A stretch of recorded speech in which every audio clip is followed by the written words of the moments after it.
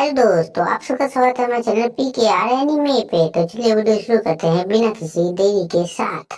ये कहानी है याइबा की, जो कि इस दुनिया का सबसे महान तलवारबाज बनना चाहता है। पर ये कोई नॉर्मल सी कहानी नहीं है, बल्कि इस कहानी में बेमिसाल ताकतों के साथ दो तलवारें मौजूद हैं और एक तलवार विलेन के हाथ लग जाती है। पर क्या दूसरी तलवार को याइबा हासिल कर पाएगा? क्योंकि अगर वो ऐसा नहीं कर पाया तो ये दुनिया तबाह हो जाएगी। तो चलिए याइबा के इस सफर में उसका साथ देते हैं। कहानी की शुरुआत में हमें दो योद्धाओं के बीच एक घमासान युद्ध दिखाया जाता है। साथ ही हमें कुछ ऐसी तलवारों के बारे में भी बताया जाता है जिनमें असीमित ताकत होती है और ये तलवारें जब आपस में टकराती हैं तब सिर्फ तबाही लाती हैं। पर क्या इस बार इन तलवारों से इस दुनिया में शांति आएगी? सैकड़ों सालों के बाद दो मर्द फिर से इन तलवारों से आपस में लड़ाई करेंगे और उनकी लड़ाई से ही ये तय होगा कि इस दुनिया में शांति आएगी या कयामत। और इसके बाद एक बहुत ही घने जंगल में हम हमारी कहानी के मेन कैरेक्टर याइबा को देखते हैं, जो अजीब ढंग से नाच रहा था। और यहाँ याइबा के पिता याइबा की ट्रेनिंग करा रहे हैं। पर अचानक ही याइबा को कुछ महसूस होता है। जंगल में से एक बड़ा सा गोरिल्ला निकलकर याइबा पर हमला कर देता है। पर याइबा उसके हमले से बच उसके साथ लड़ने लगता है। लेकिन तभी वो गोरिल्ला याइबा को पकड़कर उसे आसमान में फेंक देता है। पर याइबा का एक पक्षी दोस्त शोनोसुके याइबा को बचा लेता है। तभी याइबा का टाइगर दोस्त तोरा उस गोरिल्ला पर हमला करने जाता है, पर वो गोरिल्ला उसके हमले से बच जाता है। पर इसके बाद याइबा आसमान से नीचे गिरता हुआ अपने वुडन स्वॉर्ड से इस गोरिल्ला पर हमला करता है और इस हमले से ये गोरिल्ला हार जाता है। और इसके बाद बहुत ज्यादा खुश होते हुए अपने पिता से कहता है, गोरिल्लास को हराना तो बहुत आसान है। पर अचानक ही वहाँ पर बहुत सारे गोरिल्लास आ जाते हैं और उनसे बचने के लिए ये लोग भागना शुरू कर देते हैं। जिसके बाद हम देखते हैं कि उन गोरिल्लास से बचने के लिए ये लोग केले के एक डिब्बे में आकर छिप जाते हैं। दोस्तों, ये एक ऐसी जगह है जहाँ जंगल में से केलों को शहर भेजा जाता है। लेकिन इससे पहले कि ये लोग इस डिब्बे में से बाहर निकलते, एक आदमी इन्हें उसी में बंद कर देता है और इन्हें केलों के बाकी के डिब्बों के साथ यहाँ से रवाना कर देता है। अब प्लेन के जरिए ये लोग सीधा शहर में पहुँचते हैं। जिसके बाद हमें इस एयरपोर्ट पर एक लड़की देखने को मिलती है जो अपने पिता के आने का इंतजार कर रही थी। तभी उसके पिता वहाँ आ जाते हैं। जिसके बाद हमें पता चलता है कि इस लड़की के पिता एशिया केंदो चैंपियन है। वैसे इस लड़की का नाम सयाका है। पर दोस्तों, सयाका के पिता खुद को तब तक एक चैंपियन नहीं मानेंगे जब तक कि वो केंजुरो कुरोगाने को हरा नहीं देते। पर तभी इन्हें एयरपोर्ट पर शोर शराबे की आवाज आती है। दोस्तों, यहाँ भीड़ के बीच में से निकलता है याइबा और वो सीधा सयाका के सामने आकर खड़ा हो जाता है। सयाका उससे पूछती है कि कौन हो तुम? ये इंट्रोडक्शन देता है, मैं हूँ याइबा, एक एक्स्ट्रा ऑर्डिनरी सामुराई। पर जैसे ही याइबा को पता चलता है कि सयाका एक लड़की है, वो उसको अच्छे से चेक करने लगता है, क्योंकि अपनी जिंदगी में पहली बार उसने किसी लड़की को देखा था। सो सयाका उसे कूट देती है। पर तभी भागते हुए तोरा और याइबा के पिता आ रहे थे, क्योंकि उनका पीछा पुलिस कर रही थी। याइबा के पिता को देख सयाका के पिता बहुत ज्यादा एक्साइटेड हो जाते हैं, क्योंकि याइबा के पिता ही वो केंजुरो कुरोगाने हैं जिन्हें सयाका के पिता हराना चाहते हैं।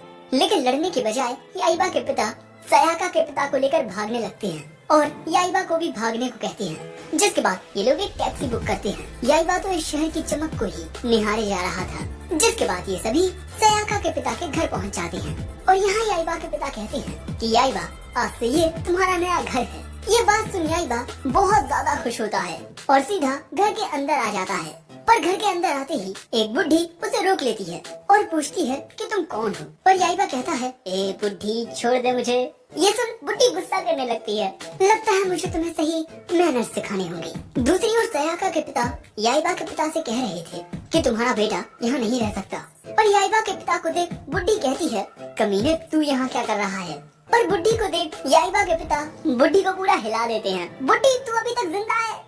लेकिन इसके बाद जब बुढ़ी को पता चलता है कि याइबा केंजुरो का बेटा है, उसके दिमाग में एक आइडिया आता है। जिसके बाद ये बुढ़ी याइबा को इनके डोजो में लेकर आती है, जहाँ काफी सारे लोग तलवारबाजी की प्रैक्टिस कर रहे थे। पर तभी याइबा के पिता यहाँ आकर याइबा के लिए एक ओपोनेंट चुनते हैं और ये बंदा इनके डोजो का बेस्ट बंदा है और याइबा को अब इससे फाइट करनी होगी। अगर वो जीतता है तब वो यहाँ रह पाएगा। बुढ़ी इसके लिए मान जाती है। पर ये बंदा ये बात जान बहुत हैरान होता है कि उसे इस बच्चे से लड़ना होगा। पर तभी याइबा इसे गोरिल्ला कहकर बुलाता है, जिससे इसे गुस्सा आ जाता है। याइबा यहाँ कहता है कि इससे लड़ते हुए वो कोई आर्मर नहीं पहनने वाला, क्योंकि वो आज तक किसी भी गोरिल्ला से नहीं हारा है। और अब इन दोनों के बीच ये मुकाबला शुरू होता है। याइबा इस पर लगातार हमले करना शुरू कर देता है। जो देख बुड्ढी कहती है ये लड़का बस एक नंबर का बेवकूफ है जो बिना कुछ सोचे समझे हमले कर रहा है। और दोस्तों याइबा के अटैक्स बहुत ज्यादा फास्ट थे, पर वो बंदा उनसे बच रहा था। याइबा समझ जाता है कि ये बंदा किसी गोरिल्ला से तो बहुत ज्यादा ताकतवर है। और इसके बाद ये बंदा अपनी पूरी ताकत के साथ याइबा पर वार करता है। और अब वो भी याइबा पर काफी सारे हमले करने लगता है, पर याइबा भी उसके हमलों से बच जाता है। याइबा कहता है कि ये लड़ाई तो सच में जंगल की लड़ाई लग रही है, जिस पर ये बंदा कहता है कि ये कोई जंगल नहीं है बच्चे। याइबा को समझ आता है कि वो अपने जंगल के तरीके से इस आदमी से नहीं जीत पाएगा। और अगले ही पल में वो अपना मुंह दूसरी ओर कर लेता है, जो देख सब हैरान हो जाते हैं। और यहाँ बुड्ढी को लगता है कि ये बच्चा तो यहाँ गया। पर जैसे ही वो बंदा याइबा पर हमला करता है, याइबा उसकी प्रेजेंस को भांपते हुए उसके हमले से बचकर उसमें एक ऐसा जोरदार अटैक करता है कि उस बंदे की तलवार टूट जाती है और वो सीधा छत से जाकर टकराता है, जो देख हर किसी के होश उड़ जाते हैं। बुड्ढी को यकीन नहीं होता कि इस छोटे से बच्चे ने हमारे डोजो के बेस्ट बंदे को हरा दिया। और याइबा तो यहाँ पर बहुत खुश था। और दोस्तों अब से याइबा यहीं रहने वाला है। पर दोस्तों अपने जंगल के नियमों के अनुसार जीतने वाला हारने वाले को खत्म कर देगा, इसलिए याइबा इस बंदे को ले जाने लगता है। सो सयाका चिल्लाकर कहती है कि ये जंगल नहीं है। अब अगले दिन हम देखते हैं कि याइबा छत पर तलवारबाजी की प्रैक्टिस कर रहा था। ये आवाज सुन सयाका उठ जाती है और जोर से चिल्लाती है। उसके चिल्लाने से याइबा नीचे गिर जाता है, जिसके बाद टाइम आता है ब्रेकफास्ट का। पर यहाँ सयाका पूछती है कि तुम्हारे साथ ये टाइगर क्यों है। याइबा उसे कहानी बताता है कि एक दिन जब वो मछली पकड़ रहा था तब तोरा ने उसकी मछली पकड़ने में मदद की। पर दोस्तों असली बात तो ये थी कि तोरा याइबा पर हमला करने आया था, पर बेचारा खुद ही घायल होकर पानी में गिर गया। पर याइबा को लगा कि तोरा ने उसकी मछली पकड़ने में मदद की है, इसलिए उसने तोरा के साथ दोस्ती कर ली। वैसे इसके अलावा दोस्तों किसी को भी याइबा के पिता आज सुबह से ही दिखाई नहीं दिए। सो एक लेटर के जरिए इन्हें पता चलता है कि याइबा के पिता यहाँ से जा चुके हैं। याइबा बताता है कि जंगल में भी उसके पिता ऐसे ही अक्सर कहीं पर भी चले जाया करते थे। पर तभी हम देखते हैं कि याइबा सयाका के हिस्से का भी खाना खाने लगता है। और इसके बाद जब सयाका स्कूल जा रही थी तब भी याइबा उसके पीछे आ रहा था। पर याइबा नहीं जानता कि एक स्कूल क्या होता है। उसे लगता है कि स्कूल एक ऐसी जगह है जहाँ ताकतवर लोग आपस में लड़ाई करते हैं। यहाँ सयाका भी याइबा के साथ थोड़ा मजाक करती है और बताती है कि वहाँ पर बहुत ही ज्यादा खतरनाक मॉन्स्टर होते हैं। पर ये बात सुन याइबा कहता है सयाका तुम चिंता मत करो, मैं तुम्हें उन मॉन्स्टर्स से बचाऊंगा। अब ये देख सयाका याइबा को सच बताने की कोशिश करती है, पर याइबा यहाँ उन ताकतवर मॉन्स्टर से लड़ने के लिए बहुत उत्सुक हो चुका था। पर इसके बाद वो इतनी बड़ी स्कूल बिल्डिंग को देखकर हैरान रह जाता है। पर जैसे ही वहाँ कुछ और लड़कियाँ आती हैं, याइबा सयाका की तरह उन्हें भी चेक करने लगता है कि भाई इतनी सारी लड़कियाँ। सो सयाका उसे कूदकर ले जाने लगती है और फिर याइबा को बताती है कि अब उसे अपने डोजो की मॉर्निंग प्रैक्टिस करनी है, इसलिए अब तुम घर चले जाओ। पर याइबा कहता है कि नहीं, तुमने बताया कि यहाँ बहुत खतरनाक मॉन्स्टर्स हैं, इसलिए मैं तुम्हें अकेला छोड़कर नहीं जाऊंगा। अब ये सुन सयाका याइबा को डोजो में अंदर लेकर आ जाती है और कहती है अब मैं चेंज करने जा रही हूँ, तुम यहीं रहना। पर इसके बाद जब सयाका अपने कपड़े बदल रही थी तभी वहाँ याइबा आकर सीटियाँ बजाने लगता है।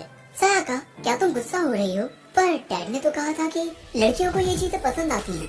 पर सयाका गुस्से में याइबा को बाहर फेंक देती है और फिर वो कहती है मैंने सोचा भी कैसे कि ये अच्छा हो सकता है। वहीं डोजो में हम देखते हैं कि याइबा एक वुडन स्वॉर्ड उठा लेता है और अचानक ही उसके पीछे एक शख्स आकर कहता है यहाँ किसी भी सामान को मत छुओ। याइबा उस शख्स से दूर होकर मन में कहता है कि कौन है ये, मुझे पता भी नहीं चला कि कब ये मेरे पीछे आ गया। सो तभी सयाका वहाँ आकर कहती है कि ये तुम क्या कर रहे हो, वो एक नेशनल चैंपियन है। लेकिन ये बात सुन याइबा कहता है मैं तुमसे लड़ना चाहता हूँ। पर वो बंदा कहता है पर मैं नहीं चाहता। लेकिन अगले ही पल में याइबा अपना वही अजीब सा डांस करने लगता है और मौका पाते ही उस पर हमला कर देता है। पर वो शख्स उसके हमले से बचकर याइबा की तलवार को दूर फेंक देता है और फिर कहता है ये बच्चों के खेलने की जगह नहीं है। पर याइबा सीरियस होकर कहता है कि तुम काफी स्ट्रॉन्ग हो, मेरा नाम याइबा है और तुम।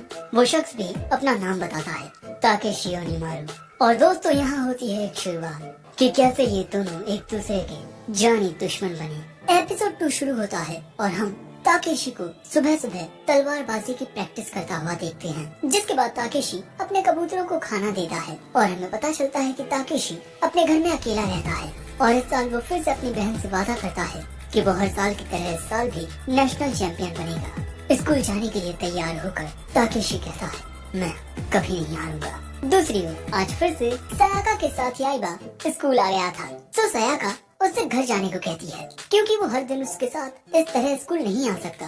तो याइबा उसे जीप चढ़ाता हुआ वहाँ से भागकर जाने लगता है, पर वो यहाँ ताकेशी से टकरा जाता है और जैसे ही वो ताकेशी को देखता है वो उससे कहता है कि चलो अपना मुकाबला करते हैं। पर ताकेशी उससे लड़े बिना ही वहाँ से जाने लगता है क्योंकि वो जानता है कि वो याइबा से ज्यादा ताकतवर है। ये बात सुन याइबा गुस्से में आकर ताकेशी पर हमला करने जाता है, पर उसके हमले से बचकर ताकेशी उसी को लात मार कर गिरा देता है और इसके बाद वहाँ से हंसते हुए जाने लगता है। सयाका कहती है कि नेशनल चैंपियनशिप करीब आ रही है, इसीलिए ताकेशी अपनी ट्रेनिंग पर फोकस कर रहा है। और दोस्तों, यहाँ याइबा को एक बहुत ही खतरनाक आइडिया आ गया था। अब इसके बाद हम सयाका को डोजो में देखते हैं। सयाका को काफी वक्त से याइबा दिखा नहीं है। वो उम्मीद करती है कि कहीं याइबा कोई गड़बड़ न कर दे। दूसरी ओर ताकेशी देखता है कि उसके सारे गियर्स गायब हो चुके हैं। वहाँ ताकेशी को बस एक लेटर मिलता है, जो देख वो समझ जाता है कि ये याइबा का काम है। उसे बहुत ज्यादा गुस्सा आ जाता है। वो याइबा को ढूंढने लगता है, पर तभी उसे अपना एक गियर दिखाई देता है। लेकिन जैसे ही वो उसे उठाता है, उसके ऊपर एक बाल्टी गिरने लगती है, पर ताकेशी याइबा के इस जाल से बच जाता है। लेकिन अपने दूसरे गियर की तलाश करते हुए वो याइबा के जाल में फंस जाता है। काफी सारे रॉकर्स उसके ऊपर गिरने लगते हैं, पर ताकेशी उनसे बच जाता है। लेकिन फिर जैसे ही वो अपना गियर उठाता है, उसकी ओर तेजी से एक तीर आता है और इससे ताकेशी थोड़ा घायल हो जाता है। दूसरी ओर याइबा ताकेशी के आने का इंतजार कर रहा है। अपने सारे सामान को ढूंढकर आते हुए ताकेशी को शाम हो जाती है, पर यहाँ आते ही वो याइबा से कहता है, चाहे तुम कुछ कर लो, मैं तुमसे नहीं लड़ने वाला। लेकिन ये बात सुन याइबा ताकेशी के हेलमेट को स्कूल बिल्डिंग के नीचे फेंक देता है, जिसे पकड़ने के लिए ताकेशी उसकी ओर दौड़ता है और वो उसे पकड़ भी लेता है और इसके बाद वो सही सलामत नीचे एंट्री भी मार लेता है। पर याइबा ने यहाँ भी एक जाल बिछाया हुआ था। ताकेशी यहाँ एक गड्ढे में गिर जाता है, पर याइबा को देख ताकेशी फिर कहता है, चाहे तुम कुछ कर लो, मैं तुम्हारे साथ नहीं लड़ने वाला। लेकिन ये बात सुन याइबा ताकेशी के ऊपर काफी सारी बॉल्स गिराकर उस गड्ढे को बंद करके यहाँ से चला जाता है। फिर रात के वक्त सयाका और उसकी माँ देखती हैं कि याइबा छत पर बैठकर जानवरों की तरह आऊ कर रहा है। ताकेशी के साथ वो सब करके इसे बहुत खुशी हो रही है।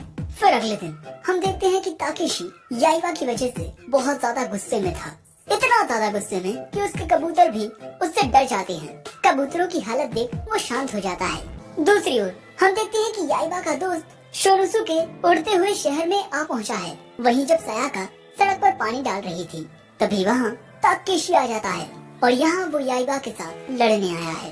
पर ताकेशी को यहाँ पता चलता है कि याइबा तो यहाँ है ही नहीं और तभी गलती से वो तोरा की पूंछ पर पैर रख देता है। सो तोरा उस पर हमला कर देता है, पर ताकेशी उसे वहीं धराशाही कर देता है। पर तभी वहाँ बुड्ढी आ जाती है और वो आते ही ताकेशी की तलवार पर चढ़कर कहती है, तुम्हें अभी भी बहुत कुछ सीखना है बच्चे। ये बात सुन ताकेशी कहता है, क्या? पर बुड्ढी कहती है, तुम याइबा को ढूंढ रहे हो, है ना?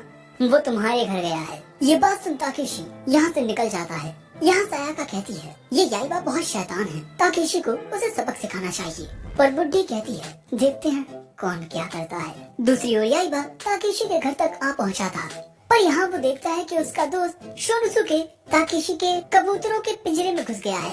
एक दूसरे को देख ये दोनों खुशी के मारे एक दूसरे के सीने से लग जाते हैं। वहीं ताकेशी जब आ रहा था, तभी वो देखता है कि याइबा वहाँ से उड़कर चला गया है। लेकिन जब वो अपने घर पहुँचता है, तब यहाँ वो अपने कबूतरों के पिंजरे की हालत देखता है। उसके बेचारे नन्हे कबूतर डरे सहमे हुए हैं। दूसरी ओर याइबा ये बात जान बहुत गुस्सा हो जाता है कि उसके दोस्त तोरा को ताकेशी ने पीटा है। अब ये दोनों ही एक दूसरे पर आग बबूला थे, जिसके बाद ये दोनों एक दूसरे को ढूंढते हुए आमने सामने आ पहुँचते हैं। पर इनको इस तरह देख एक पुलिस ऑफिसर इन्हें रोकने के लिए आता है, क्योंकि ये बीच सड़क पर हैं। पर इन दोनों का ध्यान तो सिर्फ लड़ने पर था। याइबा ताकेशी में लात मार देता है। ताकेशी कहता है, अपनी तलवार से लड़ो, और इसके बाद वो याइबा पर हमले करने लगता है। पर तभी याइबा ताकेशी की ओर कुछ डंपलिंग फेंकता है, जिन्हें ताकेशी अपने दांतों से पकड़ लेता है। इन दोनों की ये लड़ाई यहाँ तबाही मचा रही थी। एक बुढ़ा बुढ़ी जो आराम से अपने सफर का मजा ले रहे थे। ये दोनों तो इस गाड़ी पर भी लड़ रहे थे। जिसके बाद जब ताकेशी याइबा पर भारी पड़ता है, याइबा ताकेशी को दूर फेंक देता है। जिसके बाद ये दोनों बस पर चढ़े हुए भी लड़ रहे हैं। बस के ऊपर भी इन दोनों के बीच एक काफी खतरनाक लड़ाई हो रही है। पर तभी बस एक टर्न लेती है और याइबा को अपने पीछे एक ट्रक दिखाई देता है। याइबा उसी ट्रक के ऊपर कूद पड़ता है और फिर वो ताकेशी के ऊपर उस ट्रक पर रखी हुई लकड़ियाँ फेंकने लगता है। लेकिन ताकेशी उन्हें अपनी तलवार से काट देता है। पर इतने में याइबा उसकी आंखों के सामने से गायब हो चुका था। याइबा पीछे से हमला करता है पर ताकेशी वक्त रहते उस हमले को रोक लेता है। सो याइबा ताकेशी के सिर पर ही काट लेता है और इसके बाद जब ताकेशी याइबा के ऊपर हमला करता है तब याइबा उस हमले से बचकर ताकेशी के मुंह पर अपनी तलवार दे मारता है। जिसके बाद वो बहुत ज्यादा खुश होता है कि अरे उसने तो यहाँ ताकेशी को हरा दिया और इसी वजह से वो एक बोट से टकरा जाता है। अब शाम के वक्त हम देखते हैं जब सयाका याइबा को उसके घाव पर दवाई लगा रही थी तब याइबा को बहुत ज्यादा दर्द होता है। दूसरी ओर ताकेशी को भी दवाई लगाते हुए काफी पीड़ा हो रही थी। तभी बुड्ढी ताकेशी के पास आकर कहती है कि जिस तरीके से वो जीता है वो एक जीत नहीं है। ये बात सुन याइबा कहता है तो ठीक है, अगली बार मैं उससे सही से लड़ूंगा। जिसके बाद हम देखते हैं कि याइबा छत पर तोरा और शोनोसुके को एक ही बार में हरा देता है। लेकिन ऐसा करके भी उसे मजा नहीं आता, इसीलिए वो अपनी आंखों पर पट्टी बांध देता है और फिर इन दोनों को उस पर हमला करने को कहता है। जो देख बुड्ढी कहती है ओह, तो ये अपनी आंखें बंद करके अपने इंट्यूशन को समझने की कोशिश कर रहा है और इसी टेक्निक का यूज याइबा ने इस बंदे से लड़ते हुए किया था। बुड्ढी कहती है कि ये बेवकूफ तो सच में नई चीजें सीखता रहता है। दूसरी ओर अपने इंट्यूशन का यूज करके याइबा तोरा और शोनोसुके को हरा देता है। लेकिन बैलेंस बिगड़ने की वजह से बेचारा बाल बाल गिरने से बच पाता है। इसके बाद वो खाना खाते हुए भी अपनी आंखें बंद रखता है। तभी तोरा छुपके से याइबा का खाना उठाने की कोशिश करता है पर याइबा खाना पकड़ लेता है। पर ये तो असल में बुड्ढी का खाना था। सो बुड्ढी और याइबा के बीच जंग छिड़ जाती है। जिसके बाद नहाते हुए सयाका याइबा की ट्रेनिंग के बारे में ही सोच रही थी पर तभी वहाँ याइबा आ जाता है नहाने के लिए। सो सयाका उसे बाथरूम में से बाहर फेंक देती है। दूसरी ओर हम देखते हैं कि ताकेशी अपनी प्रैक्टिस कर रहा है। लेकिन यहाँ याइबा का चेहरा बार बार उसके सामने आकर उसे परेशान कर रहा है। अचानक ही उसके आसपास बहुत सारे याइबा आ जाते हैं और उसे काटने लगते हैं और यही भयानक सपना देखते हुए ताकेशी की आंख खुल जाती है और इसी वजह से अब वो सोने के बजाय अपनी प्रैक्टिस करने लगता है। लेकिन अभी भी उसे याइबा पर बहुत गुस्सा आ रहा था क्योंकि अब तक उसने जितनी भी लड़ाइयाँ करी हैं वो उनमें जीता है, लेकिन उस जैसे एक छोटे से बच्चे ने उसे हरा दिया। और तभी अचानक ताकेशी को फिर से याइबा की आवाजें आने लगती हैं। वो गुस्से में अपनी तलवार से एक खम्बे को ही तोड़ देता है। लेकिन दोस्तों वो टूटा हुआ खम्बा एक जगह पर गिरता है। ताकेशी देखता है कि यहाँ पर तो नीचे सीढ़ियाँ गई हैं। ताकेशी उस जगह के अंदर जाता है। उसके यहाँ आते ही यहाँ रोशनी होने लगती है। वो देखता है उसके घर के नीचे एक इतनी बड़ी जगह थी जहाँ बहुत सारी बड़ी बड़ी मूर्तियाँ रखी हुई थी, जिनमें एक मूर्ति विंड गॉड फूजिन की भी थी। तभी वो अपने सामने एक तलवार देखता है। अचानक ही उसे कुछ आवाजें सुनाई देने लगती हैं जो उसे कहती हैं कि इस तलवार को उठाओ, ये विंड गॉड की तलवार है फूजिन की, और इस तलवार को पाकर तुम दुनिया के सबसे महान तलवारबाज बन जाओगे। तुम्हें ऐसी बेमिसाल ताकत मिलेगी जिसके बारे में कोई सोच तक नहीं सकता। ये बात सुन ताकेशी इस तलवार को पकड़ता है और अगले ही पल में ये तलवार बहुत ज्यादा ताकत रिलीज करने लगती है और ये ताकत ताकेशी को बदल रही थी। वहाँ तेज हवाएं चलने लगी थी और तभी ताकेशी इस तलवार को निकाल लेता है। उस तलवार के निकलने के बाद हम देखते हैं कि वो तलवार अब भी ताकत से चमक रही थी और यहाँ ताकेशी के 2 सींग आ गए हैं। वो एक डीमन में तब्दील हो गया है और अब वो याइबा से बदला लेगा। अब इसके बाद इस सन्नाटी रात में धुएं के बीच से निकलता है ताकेशी और इसके बाद इस तलवार को आसमान की ओर करके कहता है, ये the sword of the wind god Fujin Ken अब मेरी है। और अगले ही पल में वो एक ही स्लैश में एक खम्बे के कई टुकड़े कर देता है। मैं आ रहा हूँ याइबा कुरुगाने। दूसरी ओर आसमान से बहुत ही खतरनाक बिजली गिरती है, वो भी एक तलवार के ऊपर। और यही देख एक बुढ़ा कहता है, ओह तो अब तुम जाग चुकी हो, शायद से अब वक्त आ गया है। दूसरी ओर हम याइबा को देखते हैं जो अभी भी आंखों पे पट्टी बांध के अपने इंट्यूशन की प्रैक्टिस कर रहा होता है। और दोस्तों यहाँ पर याइबा कैकाई को मास्टर कर रहा है। इसमें याइबा अपने आसपास के एरिया को एक बैरियर के जरिए सेंस कर सकता है और इसी इनविजिबल बैरियर को कैकाई कहते हैं। तभी ये बुड्ढी याइबा की ओर एक पत्थर फेंकती है, जिसे याइबा सेंस करके अपनी तलवार से रोक देता है और ऐसा करके याइबा बहुत खुश होता है। पर तभी वो पत्थर उसके सिर में लगता है, जिसके बाद जब याइबा सयाका के साथ स्कूल में पहुंचता है तब सारी लड़कियां उसे घेर लेती हैं। ओ याइबा तुम कितने प्यारे हो। जिसके बाद हम देखते हैं कि कुछ लड़के याइबा को कुछ पवित्र चीजें दिखा रहे होते हैं। सो याइबा कहता है कि ये सब तो वो सयाका को नहाते हुए अक्सर देखता रहता है। और ये बात सुन सयाका गुस्से में याइबा के पीछे आ जाती है। पर दोस्तों याइबा सयाका को सेंस कर लेता है। तभी अचानक थोड़ा शोर होने लगता है। याइबा खिड़की से बाहर देखता है तो यहाँ ताकेशी आया हुआ था। पर याइबा देखता है कि ये पहले से थोड़ा बड़ा लग रहा है। पर ताकेशी कहता है, मैं तुमसे लड़ने आया हूँ याइबा। ये बात सुन याइबा खिड़की से ही नीचे कूद पड़ता है ताकेशी पर हमला करने के लिए। पर ताकेशी अपनी तलवार निकालकर याइबा की वुडन स्वॉर्ड भी काट देता है, साथ ही उसे जख्मी भी कर देता है। याइबा देखता है कि ये तो एक असली तलवार है। वहीं बाकी के बच्चे ये देख बहुत हैरान थे। जिसके बाद ताकेशी याइबा पर हमला करने लगता है उसे खत्म करने के लिए। पर तभी याइबा एक लोहे का पाइप उठा लेता है, पर इससे भी वो ताकेशी के हमले को रोक नहीं पाता और फिर से घायल हो जाता है। और इसीलिए अब वो यहाँ अपनी आंखें बंद कर लेता है और इससे उसे अपने आसपास की एनर्जी फील होने लगती है। और इस बार जब ताकेशी याइबा पर हमला करता है तब याइबा उसके हमले को रोक लेता है और इसके बाद ये दोनों एक दूसरे पर हमले करने लगते हैं। पर दोस्तों यहाँ याइबा लोहे के पाइप से ताकेशी को दूर धकेल देता है। पर इसके बाद भी इन दोनों के बीच ये लड़ाई जारी रहती है। पर अब ताकेशी का कोई भी हमला याइबा में लग नहीं रहा था। याइबा कहता है, देखा मैं कितना कमाल का हूँ। पर यहाँ ताकेशी हंसता है और इसके बाद वो अपने तलवार की असली ताकत अनलीश करता है। और इसके बाद ताकेशी अपनी तलवार को धकेलता है, जिससे बहुत ही ज्यादा खतरनाक एयर प्रेशर क्रिएट होता है।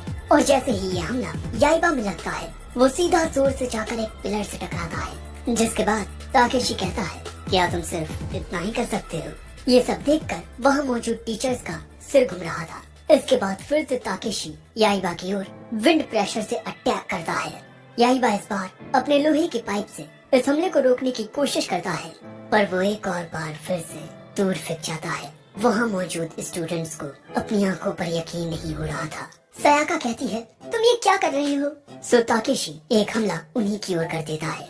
सभी बच्चे डरकर भाग जाते हैं, लेकिन सयाका नहीं भागती। वो अभी भी ताकेशी को रुक जाने को कहती है, लेकिन हर एक चीज को अनदेखा करता हुआ ताकेशी याइबा को खत्म करने के लिए आखिरी हमला करता है। पर हम देखते हैं कि ये अटैक डिफ्लेक्ट हो जाता है और इससे ये स्कूल बिल्डिंग ही आधी कट जाती है। दोस्तों इस हमले से याइबा खत्म हो जाता, पर उसका दोस्त शोनोसुके उसे वहाँ से बचा कर ले जाता है। जो देख ताकेशी कहता है, तुम ज्यादा वक्त तक मुझसे नहीं बच पाओगे। अब शाम के वक्त हम याइबा को बहुत उदास देखते हैं, क्योंकि वो हार चुका था। ये सब याइबा को रोता हुआ थी काफी उदास होते हैं। पर तभी अचानक वहाँ याइबा के पिता आ जाते हैं और जब याइबा के पिता को ये सारी बात पता चलती है, वो याइबा को बताते हैं कि वो तलवार फूजिंग केन थी, विंड गॉड की तलवार, जिसमें इतनी ताकत होती है कि वो तूफान भी पैदा कर सकती है। और उसकी ताकतों को सील कर दिया गया था। शायद से वो फिर से जाग चुकी है और अब फूजिंग केन का सामना सिर्फ राइजन केन कर सकती है, वो तलवार जो आसमान से बिजलियाँ गिरा सकती है। पर इस वक्त मियामोटो नाम का एक बुढ़ा उस तलवार की निगरानी कर रहा है। याइबा कहता है कि वो उस तलवार को ढूंढना चाहता है। उसके पिता कहते हैं कि भले ही तुम उस तलवार को ढूंढ लो, पर उसका इस्तेमाल करने के लिए तुम्हें उसके लायक होना चाहिए। याइबा कहता है कि वो उसके लायक बनेगा, इसीलिए आप बताइए कि वो तलवार कहाँ है। उसके पिता बताते हैं कि वो बुढ़ा माउंट टेंगू में रहता है। और जैसे ही उसे पता चलता है कि सयाका को पता है कि ये जगह कहाँ है, वो कुछ इस तरह मुस्कुराता है। दूसरी ओर ताकेशी अपना चेहरा शीशे में देखते हुए कहता है, तो अब मैं एक शैतान बन गया हूँ, पर कोई बात नहीं, क्योंकि मैंने इस तलवार की ताकत हासिल कर ली है। अब अगले दिन जब सयाका की आँख खुलती है, वो खुद को तोरा के ऊपर पाती है। दोस्तों याइबा उसे अपने साथ ले जा रहा था माउंट टेंगू की ओर, क्योंकि याइबा को थोड़ी पता है कि वो माउंटेन कहाँ है, पर सयाका जानती है। जिसके बाद ये लोग पहाड़ तक पहुँच जाते हैं, पर सयाका के कपड़े बहुत गंदे हो चुके थे। पर दोस्तों याइबा सयाका की यूनिफॉर्म लेकर आया था। सयाका तुरंत उससे अपने कपड़े छीनकर उन्हें पहन लेती है। जिसके बाद याइबा कहता है कि चलो अब हम कुछ खाते हैं। पर दोस्तों यहाँ पेड़ पर हम किसी का साया देखते हैं। जिसके बाद हम देखते हैं कि याइबा एक पिग का शिकार करके आ चुका है। सयाका कहती है कि वाह तुम तो कमाल के हो। पर तभी सयाका और याइबा अपने पीछे देखते हैं, क्योंकि वहाँ उन्हें कुछ आवाज आई थी। पर अगले ही पल में वो दोनों देखते हैं कि उनका खाना गायब हो चुका है। याइबा इसका इल्जाम तोरा पर लगाता है और तभी वो पेड़ पर देखता है और यहाँ हमें एक बुढ़ा देखने को मिलता है और इसी ने याइबा का खाना चुराया था और खा भी लिया। पर तभी सायाका कहती है कि शायद से ये वही बुढ़ा मियामोटो है। बुढ़ा नीचे आकर कहता है कि मैं इतना भी बुढ़ा नहीं हूँ, ओके। जिसके बाद याइबा बताता है कि वो यहाँ पर राइजिन केन को लेने आया है। सायाका भी कहती है कि हमें उस तलवार तक पहुँचा दीजिए, हम आपको परेशान नहीं करेंगे। अब लड़कियों की बात भाई कोई नहीं टालता। वो बुढ़ा इन्हें उस तलवार के पास ले जाने लगता है। जिसके बाद ये लोग उस जगह पहुँचते हैं जहाँ पर वो बुढ़ा रहता है, एक काफी बड़ा ट्री हाउस। जिसके बाद ये बुढ़ा बताता है कि राइजिन केन को लेने के लिए अब तक बहुत लोग आए पर हर कोई धूल में मिल गया, क्योंकि सिर्फ एक लेजेंडरी समुराई ही उस तलवार के लायक है। और मैं पिछले 400 सालों से उस सामुराई के आने का इंतजार कर रहा हूँ, इस तलवार की निगरानी करते हुए। ये बात सुन याइबा कहता है, मतलब बुढ़े तुम काफी स्ट्रॉन्ग होगी। जो सुन बुढ़ा याइबा के पास आकर कहता है, बुढ़ा मत बोल, तुझसे 1-2 साल ही बड़ा होऊंगा और मैं तुझे बता दूं कि मेरा पूरा नाम मुसाशी मियामोटो है। मुसाशी मियामोटो वो तलवारबाज जो एक साथ 2 तलवारों का इस्तेमाल कर सकता है। पर याइबा इसके बारे में जानता ही नहीं था। सो बुढ़ा याइबा पर गुस्सा करने लगता है, क्या तू मुझे नहीं जानता? हाँ? पर दोस्तों तभी सायाका को वो तलवार दिख जाती है। सायाका उस तलवार के पास पहुंचकर उसे निकालने की कोशिश करती है, पर इससे उसे बिजली का झटका लग जाता है। जिसके बाद बुढ़ा आकर बताता है कि इस तलवार को नालायक लोग नहीं निकाल सकते और ये तलवार नालायकों को बिजली के झटके देती है। ये बात सुन सायाका बुढ़े के साथ बहस करने लगती है कि मैं नालायक नहीं हूँ। इतनी ही देर में याइबा उस तलवार के पास पहुंचकर उसे आसानी से निकाल लेता है, जो देख बुढ़े के होश उड़ जाते हैं। भाई मैं इस तलवार को नहीं निकाल सका और इस बच्चे ने ये कैसे कर दिया? क्या यही वो लेजेंडरी समुराई है जिसका मैंने 400 साल इंतजार किया? लगता है अब तो ये दुनिया खत्म होने वाली है। नहीं, मैं ऐसा नहीं होने दूंगा। पूरी इंसानियत का बोझ मेरे कंधों पर है।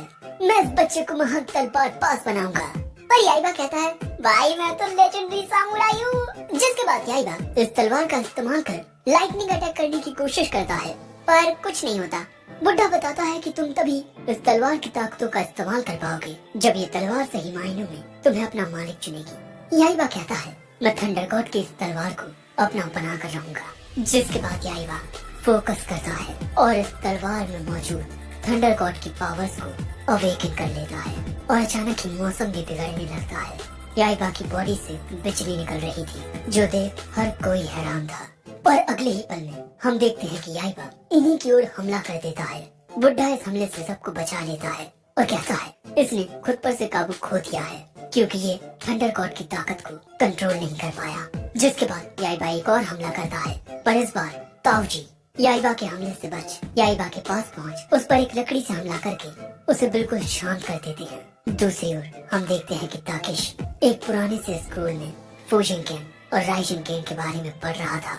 वो यहाँ कहता है कि राइजिन केन तुम भी मेरी होगी। दूसरी ओर जब याइबा को होश आता है, ताऊ कहता है कि राइजिन केन की ताकत को कंट्रोल करने के लिए तुम्हारे अंदर साहस होना बहुत जरूरी है, वरना तुम एक शैतान बन जाओगे। और दोस्तों शायद इसी वजह से ताकेशी एक शैतान बन गया, क्योंकि उसके दिल में इतना साहस नहीं था। ताऊ बताते हैं कि हर किसी के अंदर शैतान होता है, ये तलवारें तो बस उस शैतान को बाहर लेकर आती हैं। पर बच्चे तुम्हारा क्या फैसला है, क्योंकि इस वक्त तुम इस तलवार की ताकत संभालने के लायक नहीं हो। जो सुन याइबा इस तलवार को उठाते हुए कहता है, मैं इस तलवार के लायक बनूंगा और थंडर गॉड की पावर्स को काबू करूंगा और फिर ताकेशी को हराऊंगा। तो क्या याइबा राइजिन केन की ताकत को काबू कर ताकेशी को कभी हरा पाएगा? ये जानने के लिए इसका अगला पार्ट देखना होगा। तो कमेंट में जरूर बताना कि तुम्हें ये वीडियो कैसा लगा और क्या तुम इसका अगला पार्ट देखना चाहते हो। बाकी हमारे इस चैनल को जल्दी से सब्सक्राइब कर वीडियो अच्छा लाइक करें, सब्सक्राइब करें। हमारे चैनल पे क्या है एनीमे वो सब्सक्राइब जरूर से कर दे और कमेंट करके जरूर बताइए वीडियो आपको कैसे लगा। वीडियो अपने फ्रेंड तक शेयर जरूर से करें। Thanks for watching.